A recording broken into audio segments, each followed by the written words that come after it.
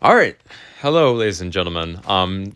This is not a redo of my playthrough of the prologue of Danganronpa V3. I just needed some footage to visually shown in this video while I try to do an analysis, and this is the best, the longest footage I've got, and it's going on for quite some time on this particular line of dialogue.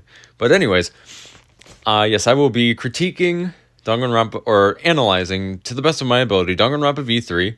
I have watched a playthrough of the trials, and then watched some of the investigations, and then I played the game myself, the full game, and then I started replaying the game, which is what you're seeing here, footage of my replay, and I'm doing videos of my replaying the Danganronpa V3. So with all that out of the way, I'm going to try to organize this video the best I can. There's a lot of things I have in mind. I think the first thing we should start with is the themes of the protagonists. And again, spoilers. The rest of this video, for obvious reasons, are going to be spoilers. And, like, very big spoilers. Like, big plot twists happen at the beginning of the game, sort of spoilers. So, with that out of the way, let me talk about the protagonists, specifically the three main protagonists, Kaede, Shuichi, and Kiibo.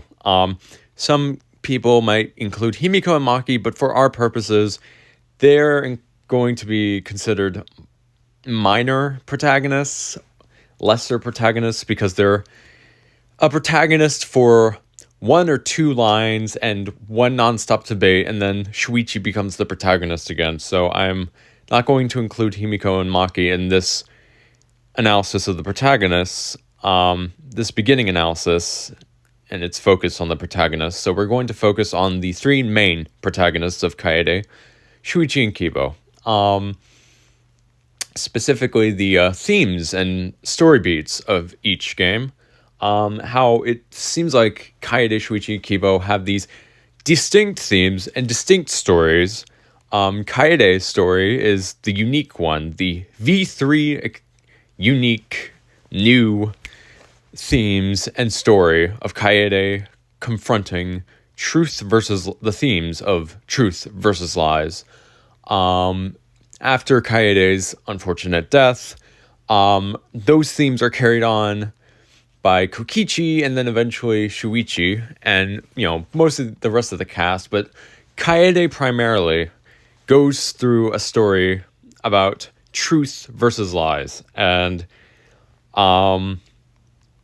then, spoiler, if you haven't clicked off this video now, if you don't know what's happened in Danganronpa V3, then I would advise it now. Kaede Akamatsu dies at the almost the very beginning of the game, and is succeeded by Ultimate Detective Shuichi Saihara, who takes the mantle of the protagonist for pretty much the rest of the game. And compared to Kaede's themes and story, Shuichi has a story that is a retelling of the themes and story of Hajime from Danganronpa 2.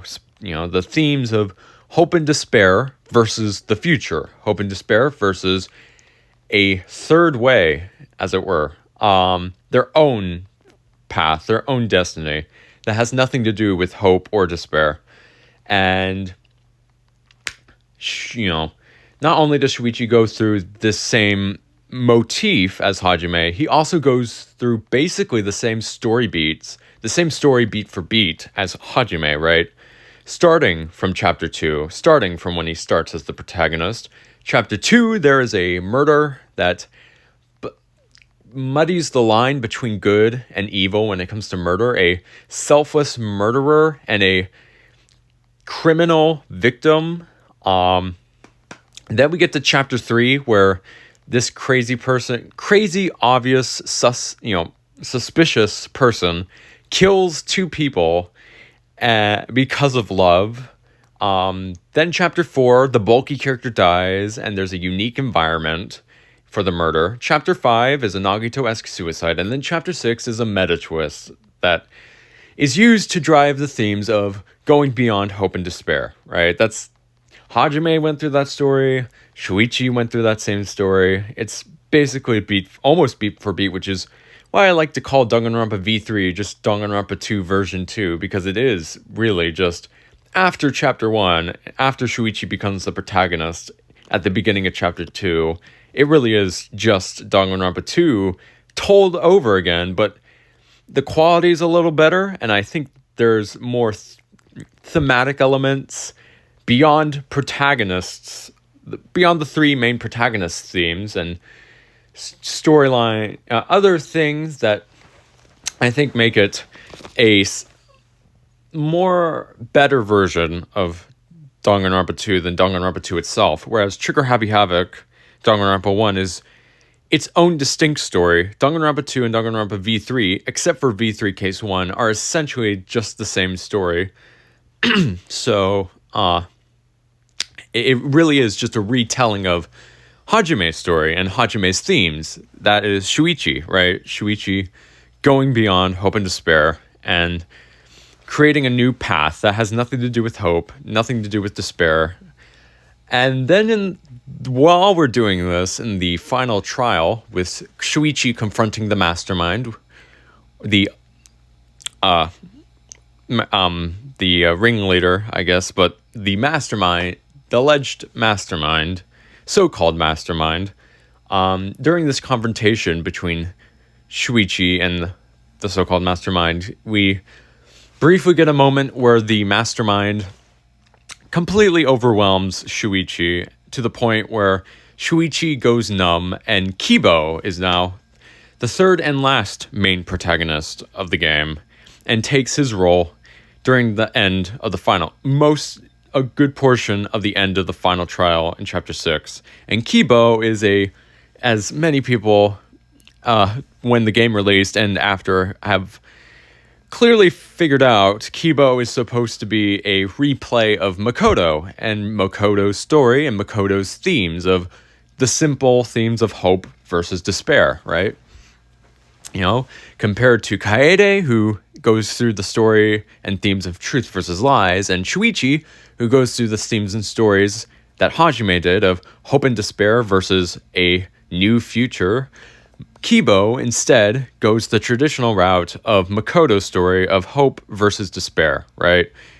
Where he, the hero, represents hope, and the mastermind, the villain, represents the ideology of despair.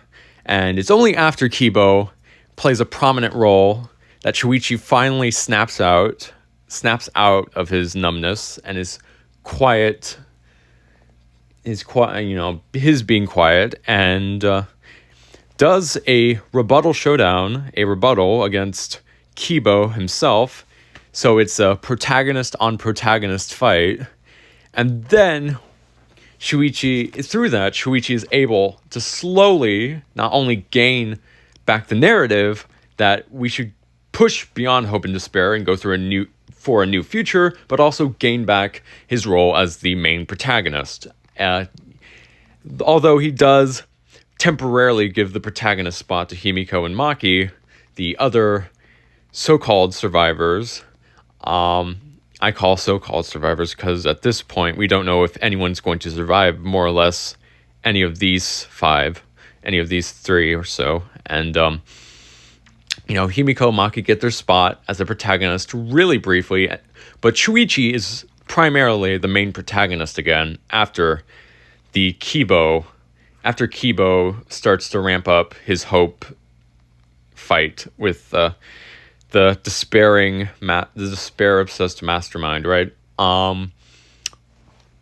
So, again, this game really does feel like, and I guess it's kind of funny because in Danganronpa 2, spoilers again, just spoilers, Makoto does show up with 2 other survivors from the first game, show up at the end of Danganronpa 2 and try to get Hajime onto the side of hope, but in spite of that, Hajime still goes on to his own unique path, especially because Hajime is partially responsible for all the wrong that's happened in the world and is in the wrong, and the other survivors of Danganronpa 2 are in the wrong as remnants of despair. So instead of just doing hope and instead of doing just despair, they decide to compromise and just do their own path, right? Where they won't do hope or despair and just forge their own path. And it's the same thing here where this Makoto robot, Kiibo, this obvious reference to Makoto in a story of hope versus despair, plays a prominent role in the final trial when Shuichi's trying to push past hope or despair, especially considering that the survivors wanted the killing game and seemingly went into the killing game themselves are in the wrong and responsible for the killing game, and that they only forgot because they let themselves be brainwashed in order to be proper participants of the killing game. So we have the same thing going on of Hajime and Shuichi both partially being in the wrong, but wanting to fight against that. And instead of just going for the easy way out of just fighting blindly for hope, they instead go for something beyond hope and despair, a nuanced future, right? And since this ties so beautifully well into the next topic of conversation, I might as well say it. The themes of carrying on the will of the dead are very prominent, especially among the so-called survivors, and then the survivors who make it to the 5th and 6th trials, and the actual survivors who make it to the epilogue. So I'm just going to stick to the so-called survivors because those are those people, the characters who seem like they're destined to survive the killing game after the murder of Chapter 5. Tsumugi, Kiibo, Himiko, Maki, and Shuichi. All 5 are carrying on the will of someone who died. Some more prominently than others, right? Kiibo is carrying on the will of Miui-Ruma, the inventor who did so much for him. Tsumugi, even though her heart is not in the right place, she feigns to be carrying on the will of Gonta as, her little gentleman, as, maybe a crush or something, but, she's apparently carrying on the will of Gonta. Himiko is carrying on the will of Angie and Tenko, and Maki is carrying on the will of Kaito, and Shuichi is carrying on the will of Kaede and Kaito. And then, after Trial 6, it is revealed that once we get past Trial 6, after Kiibo and Tsumugi's actual roles for the story are revealed as the hope hero and the despair mastermind, and only after both of them die, after everybody sacrifices their lives in the final trial, and only after Shuichi and Himiko and Maki are the only survivors through miracle, through happenstance, it's only after that we can see what the story's theme of carrying on the will, where exactly the through line is, where it's Kaede from case 1, Angie and Tenko from case 3, and Kaito from case 5, where Shuichi's carrying on the will of Kaede and Kaito, Maki's carrying on the will of Kaito, and Himiko's carrying on the will of Angie and Tenko. And those are the survivors who most predominantly carry on the will of the dead, who most predominantly show that theme of carrying on the will of the dead. Kiibo and Tsumugi kind of follow those themes too, but not as strong as an effect as Himiko, Maki, and Shuichi. And one more thing regarding this is why I tied the whole Shuichi not choosing hope or despair, not blindly trusting Kiibo and Tsumugi and going along with the story, but putting blind faith in the audience that they would end the killing game if Shuichi told them they needed to end the killing game and sacrificed his and everyone else's lives to do it. That balance of paranoia and skepticism and logical thinking balanced out with blind trust, blindly trusting the audience to be good at their core, and while still being skeptical enough to push past the hope versus despair story, that counterbalance of logic versus faith is very prominently displayed in the fight between Kokichi and Kaito for Shuichi in chapter 4, before they both allegedly die, and I'll get to that later, in chapter 5.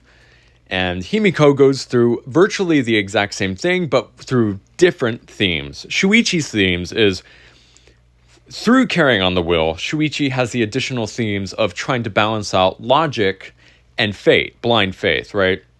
The logic, the skepticism, the paranoia of Kokichi, which could only get him so far, and balancing that out with the blind faith of Kaito, his mentor after Kaede's death, Kaito Momota, who puts blind faith in everyone, even if it costed him his life in the end. And, that's a very prominent part where Shuichi carries on the will of both Kokichi and Kaito. More explicitly Kaito, but both carrying the will of both of them in furthering his character and furthering his abilities, his personality, etc. And it's only because of Kokichi and Kaito creating an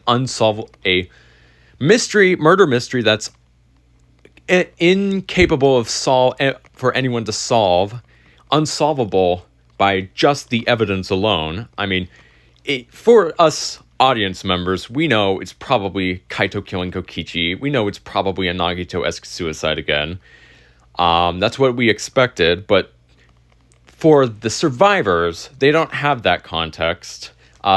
They weren't the ones reading Shuichi's... they weren't the ones reading all the book reports of previous killing games in Shuichi's labs. I don't recall any of the 5 survivors doing any of that research. But anyways, as far as the survivors know, this is the final trial, right? There is no trial 6. This is the mastermind killing their hero, right? And, shoot, I'm going to try to remember what I wanted to say.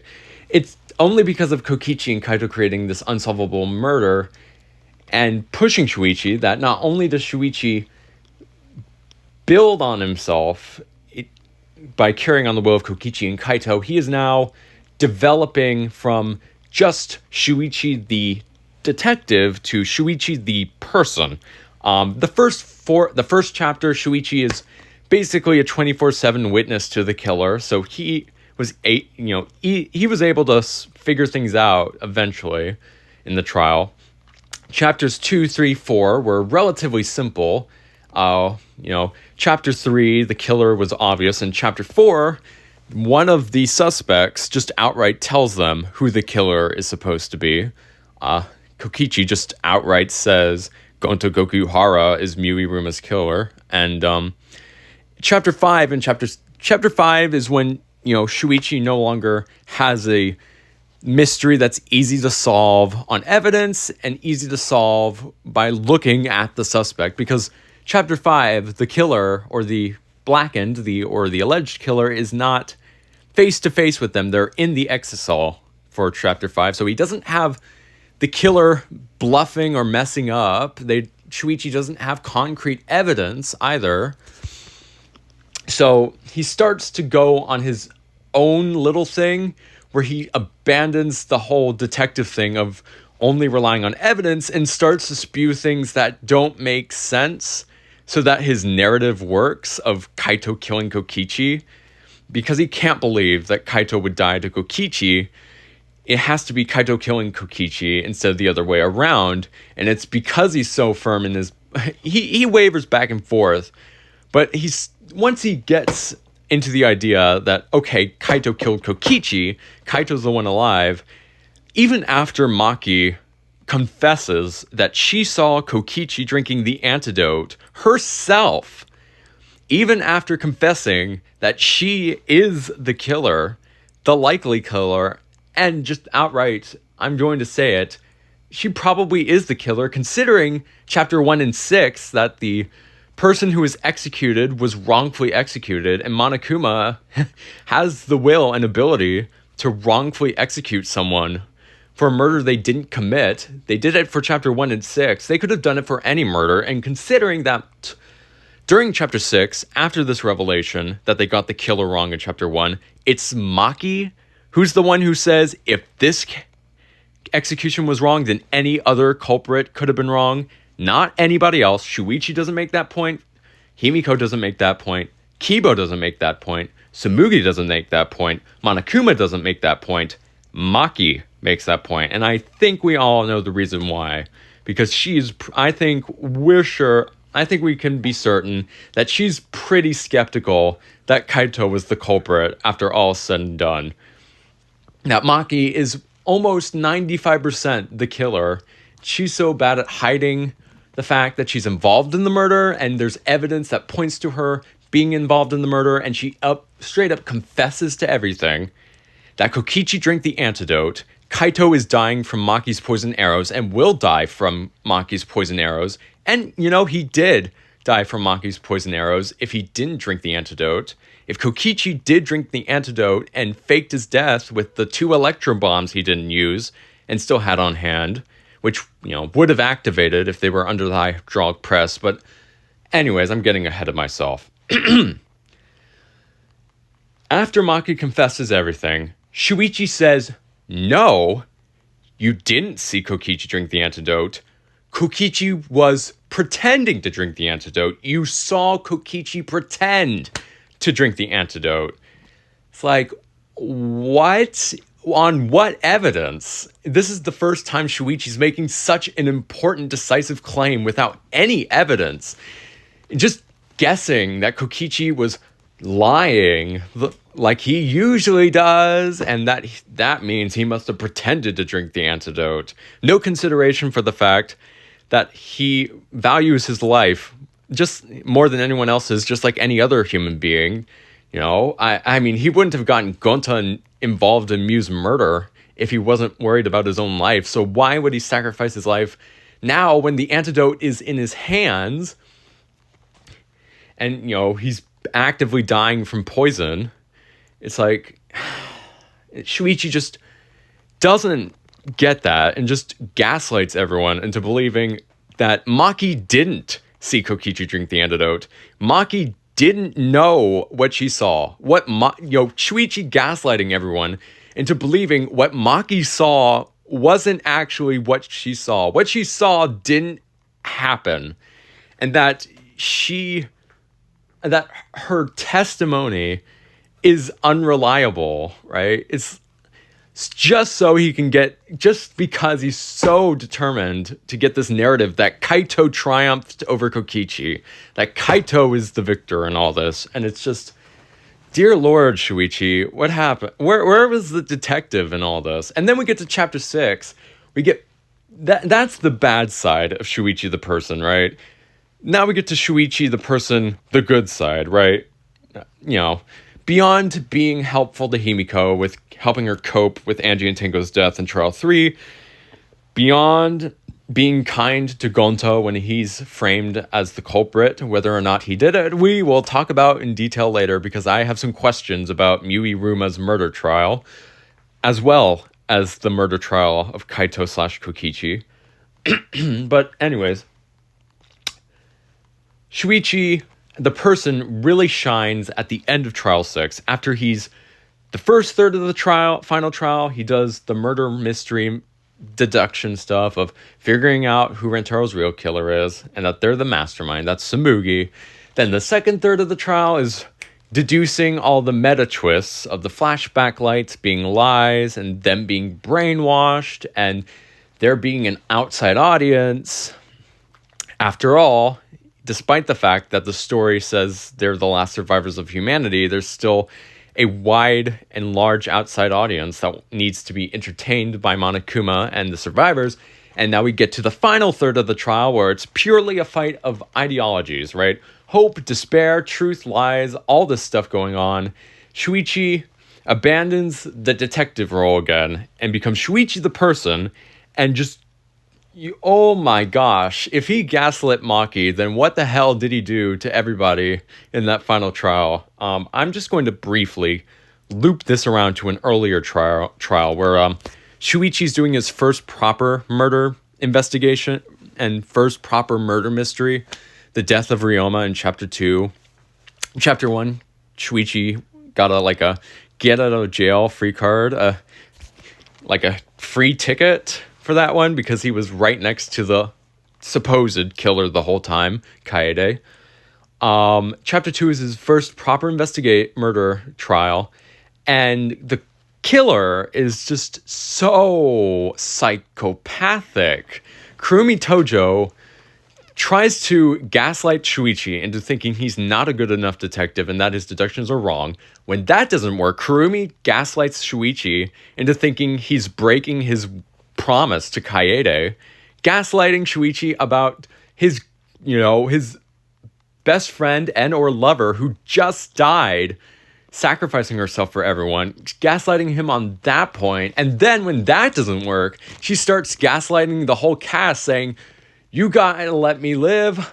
I'm more important than you, all of you." And then after the trial, Kurumi tries to gaslight them yet again by saying, using her motive video that she's, which again, the motive video seems like an exaggerated truth, if not an outright lie. And Kurumi is mature enough and smart enough and old enough to know that there's probably some kernel of a lie in the idea that she's the de facto prime minister, but she does not care. The motive video is a weapon for her gaslighting and her emotions, Kurumi's own emotions. This is typical murderer of the week stuff, where the killer tries to manipulate the detective, the good guy, by feigning being emotional, and then trying to gaslight them, and then trying to say, you're the one in the wrong, the good guy is the evil one, the detective is the evil one, trying to frame innocent old me. It's just, and so Kurumi uses that motive video. She doesn't care if it's true or not, uses the motive video and uses her emotions to try to gaslight everyone into letting her live at the cost of everybody else dying. All 13, how many left? 12 people dying just for her, right? And then after that, she cannot accept defeat. She just runs away from her own execution, right? And it's just, Kurumi is this, she pretends to be selfless. And maybe it's this selfless drive, being so selfless and being such a kind chore doer as the maid for so long, maybe made her consider this as the only possibility for her survival. But she's just such a psychopathic woman when you think about it. And the way how she killed Ryoma, right?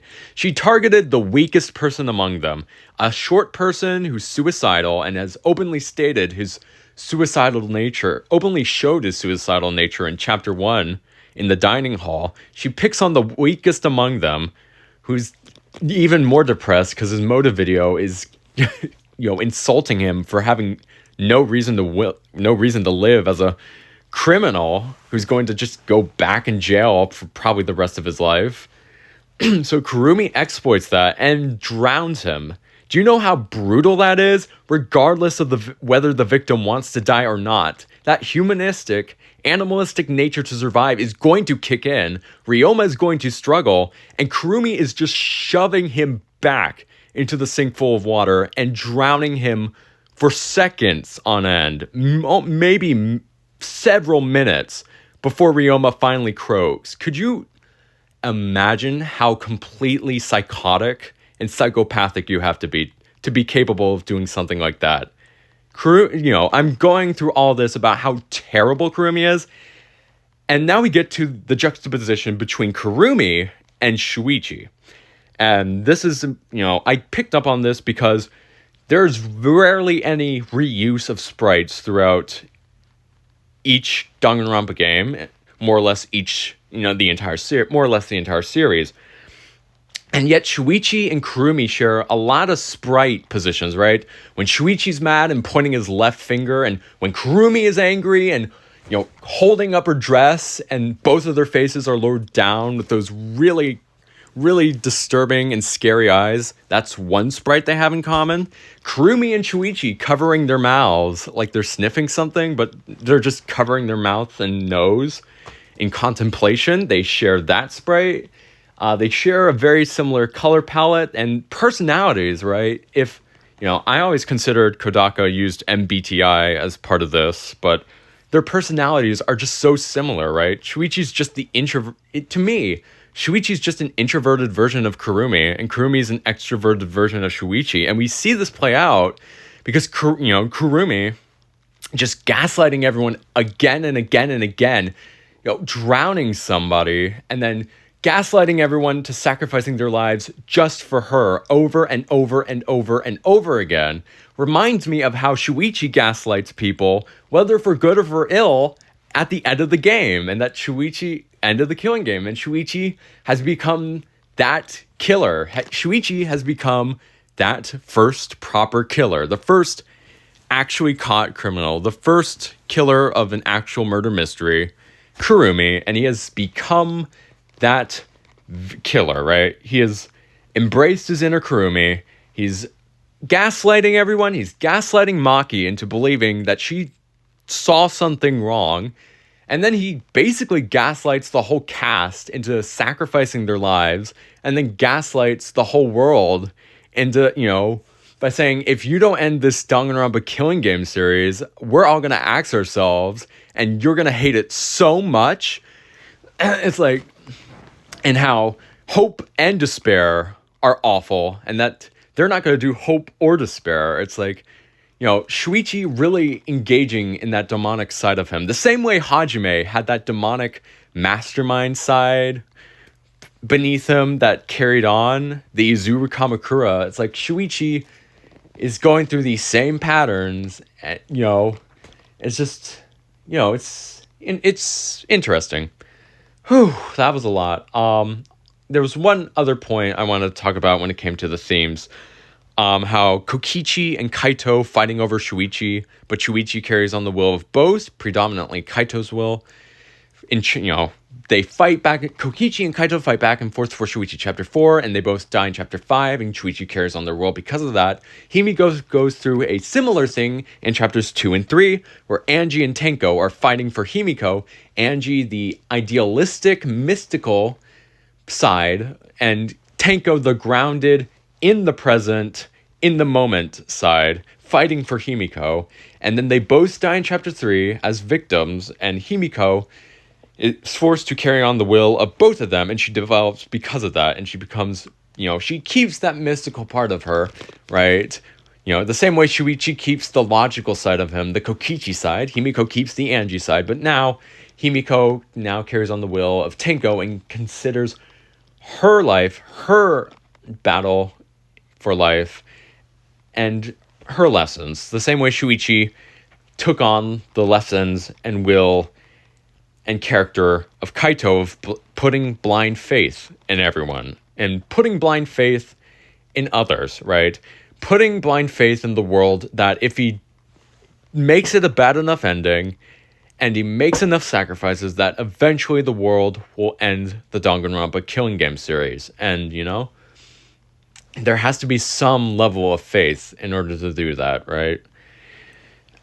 Sorry, this was a very long string of thoughts. I apologize that there wasn't really a break in the middle of it, any of it. There is one more thing I want to talk about that seems significantly less important, and that's the legitimacy of legitimacy of Trial 4 and Trial 5, the murder trial of Muiruma and the murder trial of Kaito/Kokichi, right? The Kaito-Kokichi thing is a little more obvious.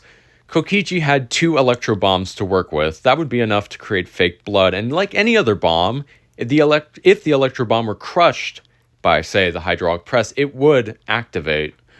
And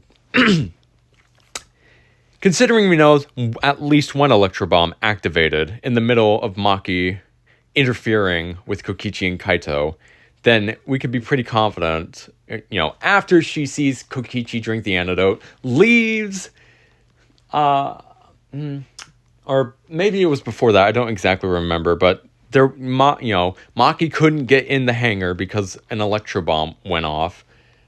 Without an exisal, I don't remember the details, but an electro bomb did activate within the hangar. Kokichi did activate at least one electro bomb, and it would make sense to me that if Maki is right, if Kokichi did drink the antidote, and then that would mean Kokichi faked his death, and the only thing that matches is the electro bombs, which happen to have pink liquid, the same color as the blood in the series, pink blood. And so it's, whether or not Kaito killed Kokichi or whether Kokichi faked his death, which would mean, because Kokichi drank the antidote, that would mean Maki really did kill Kaito with the poison arrows, and that when Kaito died right before his execution finished, that was partially his chronic illness, that was partially his fatigued and ill body finally falling and collapsing from the poison arrows, right? The poison, strike 9 from the poison arrows, right? And now we get to chapter 4. Kokichi's able to get away with this in chapter 5 because he uses his knowledge of Danganronpa 2 by obviously going through Shuichi's lab and going through the files and seeing Danganronpa 1 and 2, that obviously Kokichi wanted to replicate the chapter 4 and chapter 5 of Danganronpa 2 in order to get his way, right? To get Gonta, the bulky character, executed. And then in chapter 5, a Nagito-esque suicide, when really he just probably faked his death all along. And now, with that point, we get to chapter 4, which is the most weirdest chapter if you're paying attention to the smaller details, right? Killers 1, 2, and 3 are next to or right next to their victim in trial seating, right? Then, every time a lab opens up in each chapter, those lab openings have something to do with the killer and or victims of that same chapter for chapters 1, 2, and 3. And 5. What happened in chapter 4? Why did Shuichi, Kiibo, and Sumugi's labs open up in chapter 4, but they all survived that chapter? Unlike Korekio, unlike Angie, unlike Tenko, unlike Ryoma, unlike Kurumi, unlike Kaito, unlike Kaede. And the next question is, why is every other blackened have the letter K at the start of their name? Like, cute reference, K for killer, right? Kaede, Kurumi, Korekio, and Kaito. What's with Gonta, right? What's going on there? Why do the labs not open up? Why is the victim and the killer seated so far away from each other in trial 4, right? Why does this start in chapter 4 out of the blue? Why is all these abnormalities starting in chapter 4? And I think it's all started with Kokichi stealing the card key motive, which obviously was the card key to the mastermind's lair in the basement, right next to the library.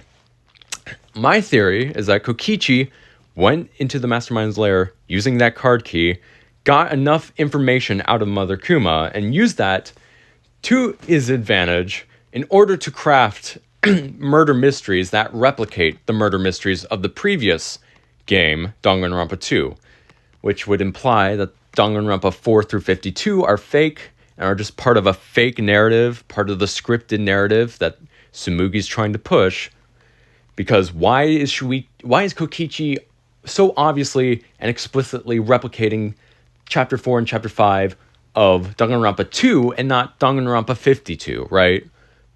Surely a series would not repeat the same bulky character dies in chapter 4, unique environment for the murder in chapter 4, and a Nagito-esque suicide in chapter 5 for, 50 times in a row? That's not a good story. That wouldn't keep the outside audience engaged. I'm not sure they're psychopathic enough or evil enough to want to engage with something so boring, right? So that seems to imply that Danganronpa 2 was the previous game, and that most of this meta stuff about the audience in season 53 is lies, and not the other way around. At the same reason Sumugi went to the Hope's Peak arc and brought that up into the story as motivation for the killing game, not any stories from Danganronpa 52 or 51, and she cosplays the characters of Danganronpa 1 and 2, and not the characters of Danganronpa 50 or 51 or 52. It's just all strange. It seems to imply that the last killing game really was, before V3, really was Danganronpa 2. But anyways, I'm getting a little sidetracked. Kokichi explicitly recreating Danganronpa 2 case 4 and 5 in order to get his way. And considering the fact that Miu Iruma allegedly tries to kill Kokichi, and during her alleged, right before her alleged attempt to kill Kokichi, when she would be planning to kill Kokichi, she abides by Kokichi's demands of creating electro hammers and electro bombs, which disable the only threats to the survivors. The only thing standing between them and Monokuma is Monokuma's well-being. Why, right? It seems almost as if Miu might not have been trying to kill Kokichi, and that Miu's attempted murder, in addition to Miu creating electro hammers and electro bombs, was all part of Kokichi's blackmail, right? That Kokichi would threaten Miu with some sort of certain blackmail to get her to create the electro bombs and electro hammers. And even if, considering the possibility that Miu didn't try to kill Kokichi, and considering the fact that the alleged red herring was a poison bottle when she was planning to kill Kokichi with a virtual hammer, that doesn't connect at all. That makes no sense. The same way the creating electro hammers and electro bombs for Kokichi to disable the exosols when she's planning to kill Kokichi makes no sense. I'm starting to think this is all part of Kokichi threatening Miu with blackmail to do what he says, to bring the hammer into the virtual world, bring everyone else into the virtual world, go to the rooftop in the virtual world, disable Kokichi's ability to touch Miu in the virtual world, allow Miu to bypass the wall in the virtual world to get to the rooftop, create the electro bombs and electro hammers, all of that so that Kokichi could have a justification for killing Miu, and then afterwards ending the killing game if it didn't work. And this is all building up to the deduction I wanted to get at, that I believe firmly that Miu Iruma is the ringleader of Danganronpa V3, and that Tsumugi Shirogane, much like Mukuro Ikusaba, was the co-mastermind, and that Kokichi, through the card key to the mastermind's lair, talked with Mother Kuma, the AI Monokuma bot, in the room, figured out that Miu Iruma was the ringleader, used that as blackmail to create his own virtual world murder mystery, with Miu doing things that make it seem like she was trying to kill Kokichi as justification for Miu's murder, and then getting her to create the electro bombs and electro hammer. And so it makes me think that maybe Kokichi himself killed Miu Iruma, and that Kokichi did what Kaede tried to do and what Tsumugi did do, of doing what Kaede tried to do, killing the ringleader, while simultaneously doing what the co-mastermind Tsumugi did do, of framing that murder on somebody else, Gonta, right? If Kokichi knows from Mother Kuma that the first murder was wrongfully decided, and that one of the, a mastermind-like figure working with Monokuma was able to frame a murder on somebody else, then obviously Kokichi would get the idea, through learning that Miu Iruma is the ringleader, that the best option is kill Miu Iruma, get the virtual world get everyone into the virtual world, and have all these specific settings so that it could only possibly be Gonta as the only person who could possibly kill Miu, and to frame Gonta as the killer in case it doesn't work. And when that failed, when the killing game did not end after killing the ringleader, Kokichi had no choice but to pretend to be the mastermind himself, right? I mean, what else are you supposed to do? How else do you end the killing game except to reveal all the endgame twists, reveal you're the mastermind, and that there's no reason to play the killing game anymore, right? If you killed the ringleader and the killing game hasn't ended, what else are you supposed to do? Which makes it seem like Kokichi was able to figure out that somebody other than Kaede killed Rantaro and framed the murder on Kaede, and figured out that Miu Iruma was the ringleader, but didn't figure out and wasn't able to figure out that Tsumugi Shirogane was working alongside Miuiruma the same way Mukuro worked alongside Junko, the same way Izuru worked alongside Junko in the second game. It's very interesting how Danganronpa 1 and 2 have two masterminds, but Danganronpa V3 allegedly only has one. It would make far more sense if one of those masterminds died in the middle of the killing game, and I can't think of a better ringleader than Mrs. Rings All Over My Body. Mrs. I got a necklace that looks exactly like the barbed wire that you see here that was around the school windows. I mean, who else would be the ringleader but Mew, right? At least according to the script. In addition to that, Tsumugi can do all the props, all the costumes, right? But who on earth is creating the exosols? Who's creating the monocubs? Who's creating Monokuma? Who's creating all the technology needed for this killing game but the ultimate inventor Miuiruma, which would explain why Monotaro, after he has some sort of memory loss or some sort of brain problems, one of the monocubs, Monotaro, calls Miuiruma mommy, right? And calls Kiibo daddy, right? It's like, that cannot be a coincidence to me. But anyways, I think that's everything I wanted to cover. I know that's quite a lot, all of it. I apologize very dearly if there were some parts that you couldn't, if it sounded like I was just blabbering on, but these are the reasons why I like Danganronpa V3, because there's just always something new to it that I didn't expect, some new theory to it, right? Some new themes, some new theories, right? But anyways, oh, one more thing. What was the original script supposed to be? If Kokichi wasn't supposed to get Miuiruma killed, whether it was him or Gonta who did the deed, and if Kokichi wasn't supposed to steal the card key from everyone, then what was the plan? Well, go to the labs, right? Who was supposed to die in Chapter 4? The ones whose labs opened up in Chapter 4. And considering the K for killer pattern, that the Blackens always have a K at the beginning of their name, as well as Kokichi, and his lab not opening up in the first 5 chapters, meaning it would open in Chapter 6, but we'll get to that. The Blackens were most likely supposed to be Kaede, Kurumi, Korekio, Kiibo, Kaito, and Kokichi. Considering their, the K for killer theme as a cute pattern, and their labs opening up in those respective chapters. And of course, Tsumugi, my belief, and the seating positions, right? Kurumi and Korekio, who killed Ryoma and Angie, are sitting right next to Ryoma and Angie, their victims. Tsumugi is standing right next to her victim, Rantaro. Kaede is 1 seat away from her alleged victim, Rantaro. And considering Tsumugi would probably survive as one of the co-masterminds, Kiibo and Shuichi have to die in Chapter 4, probably in the original script. And Kiibo's probably the one who kills Shuichi or allegedly kills Shuichi. If Shuichi, the second protagonist, the protagonist after Kaede, dies, it's very likely Kiibo would be the next protagonist, right?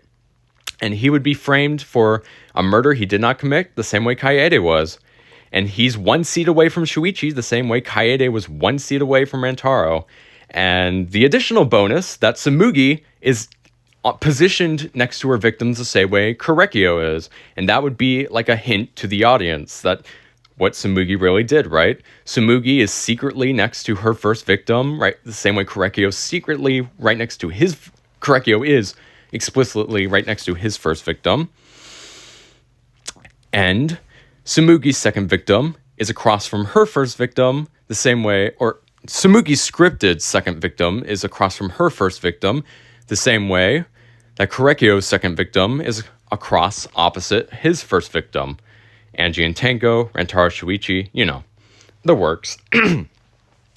And in addition to that fact, the fact that Kaede, Kurumi, Korekio, and Kiibo are evenly spaced throughout the trial grounds, so that, there's one of these killers for every 4 people within each trial, each bunch of characters in the trial grounds. It's just all this stuff seems to imply to me that, give me a general idea of how the original script would go, right?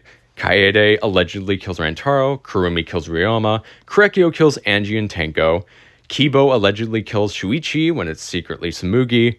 Then chapter 5, considering Kaito and Rantaro's labs are the only ones that open up, and considering that Kaito was naturally dying throughout the game, it would make sense if this were like a Sakura sort of situation. Instead of a suicide, though, it would be a natural death framed as a murder. And then chapter 6, with Kokichi's lab opening up, that would be Kokichi as the traitor of the game, figuring out that Miu and Tsumugi are the masterminds, and figuring out doing a retrial of 2 different murders, and then committing 2 murders himself, a double murder himself, right?